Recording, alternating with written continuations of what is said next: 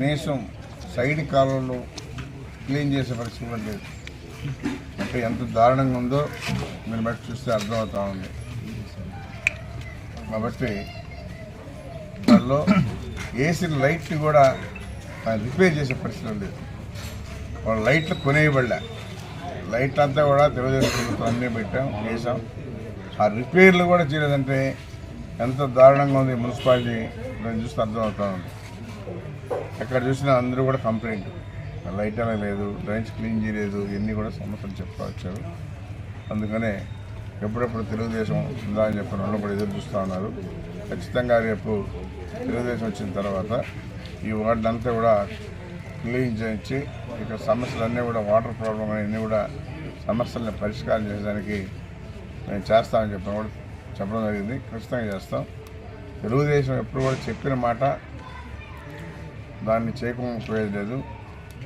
ఈ ప్రభుత్వంలో జగన్మోహన్ రెడ్డి ఎన్నో చెప్పాడు, అవన్నీ కూడా ఉత్తిత్తి మాటలే.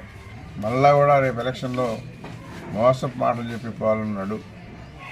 ఏ విధంగా వాళ్ళు ఓటు అడిగే హక్కు ప్రజల్లోకి వచ్చి ఏముందని చెప్పని అనుకోవాలి. అందుకనే ప్రజలందరూ కూడా ప్రభుత్వాన్ని నిలదీయాలి. ఈ ప్రభుత్వంలో మీరు చేసిన పనులేంటి చెప్పండి, ఓటేస్తాం. కాబట్టి వైసీపీ పార్టీకి ప్రజల దగ్గర ఓటు అడిగే హక్కు కూడా లేదు. తెలుగుదేశం ప్రభుత్వంలో 14 నుంచి 19 దాకా బ్రహ్మాండంగా పనిచేశాం. ఈ 5 సంవత్సరాలు ఎక్కడ కూడా ఒక బలిపేసినటువంటి పాపన కూడా పోలేదు. అందుకనే ప్రజలే రేపు నిలదీస్తారని చెప్పిన కూడా తెలియజేస్తాం. ఇది వార్డులో ముస్లిం సోదరులు పాపం వాళ్ళ బోర్డు అంతా ఇంత కాదు. వాళ్ళకి భర్త చనిపోతే విడో పెన్షన్ కానీ, అదేవిధంగా 60 సంవత్సరాలు ఉంటే వాళ్ళ పెన్షన్ కానీ, అదేవిధంగా జగన్ రెడ్డి చెప్పిన మాటలు ఎక్కడా కూడా స్పష్టత లేదు. ఉత్తిగా మాటలే, ఎక్కడా కూడా చెప్పింది చేసింది లేదు. వాగ్దానానికి పరిమితమైంది. కాబట్టి ఇవన్నీ కూడా మద్య నిషేధం చేస్తున్నాడు, దాన్ని 40 సంవత్సరాలకి తీసుకెళ్ళి కుదరబెట్టాడు.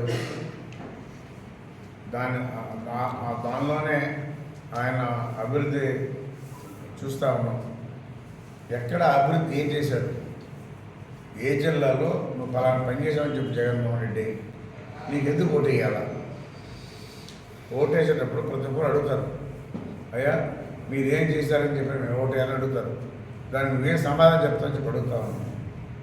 మేము చేసాం 14లో బ్రహ్మాండంగా అన్ని గ్రామాల్లో అభివృద్ధి చేసి చూపించాం.